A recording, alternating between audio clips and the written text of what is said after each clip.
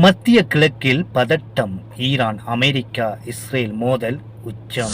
ஈரானின் உச்ச தலைவர் ஆயத்துல்லா அலி கமேனி சியோனிச விரோதிகளுக்கு தண்டனை கட்டாயம் என்று தனது கண்டன அறிக்கையில் தெரிவித்துள்ளார். தற்போதைய ஈரானின் ஆட்சி அந்த நாட்டை மீண்டும் சிறப்பான நிலைக்கு கொண்டு வர முடியவில்லை என்றால் ஏன் அங்கு ஆட்சி மாற்றம் இருக்க கூடாது என்று அமெரிக்க ஜனாதிபதி டொனால்ட் ட்ரம்ப் கேள்வி எழுப்பியுள்ளார்.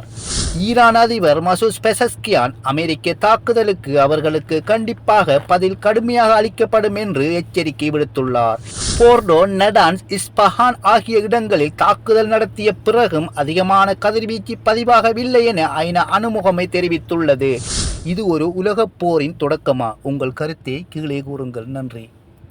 சர்வதேச அரசியல் தகவல்களை தமிழில் தெரிந்து கொள்ள எம்மை சப்ஸ்கிரைப் பண்ணுங்கள்.